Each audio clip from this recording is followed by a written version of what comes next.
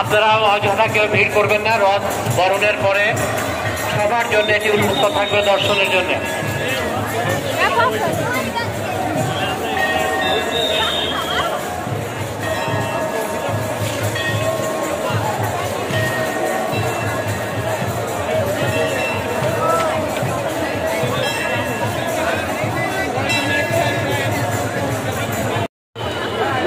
ভক্তের অংশগ্রহণে ঐতিহাসিক রথযাত্রা মহোৎসব শাহবাগ ইস্কন মন্দির থেকে যে যাত্রা শুরু করেছিল, অল্প কিছুক্ষণের মধ্যে সেটি ঢাকেশ্বরী জাতীয় মন্দির প্রাঙ্গণে প্রবেশ করবে।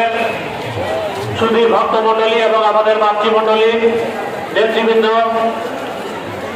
অধীর আগ্রহে অপেক্ষা করছেন শ্রী শ্রী জগন্নাথ দেবের রথকে বরণ করে নেওয়ার জন্য। প্রতি বছর এই পুণ্যতিথিতে শ্রী শ্রী জগন্নাথ দেব এই ঘরে ঘরে নেমে আসেন ভক্তদের সান্নিধ্যে, ভক্তদেরকে দর্শন দেওয়ার জন্য। এই কনসেপ্টকে ধারণ করে আজকে লক্ষ লক্ষ ভক্তের সমাগম ঢাকার মহানগরীর বিভিন্ন রাজপথে হাজার হাজার ভক্ত অপেক্ষা করছেন জগন্নাথ দেবকে দর্শনের জন্য।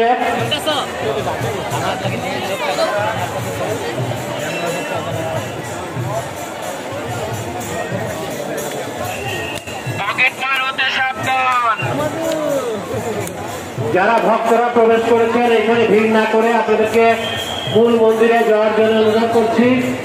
মূল মন্দিরে আপনাদের জন্য ঠান্ডা জল এবং শরবতের ব্যবস্থা আছে। সবাই জগন্নাথ দেবকে দর্শন করতে পারবেন। আমাদের মাতৃমণ্ডলী বরণ করার পরে আমরা রথগুলোকে আপনাদের দর্শনের জন্য সাজিয়ে রাখবো। কেউ অযথা তাড়াহুড়া করবেন না, অত্যন্ত সুশৃঙ্খল ভাবে শান্তিপূর্ণ ভাবে আমরা রথকে বরণ করবো এবং জগন্নাথ দেবকে দর্শন করবো।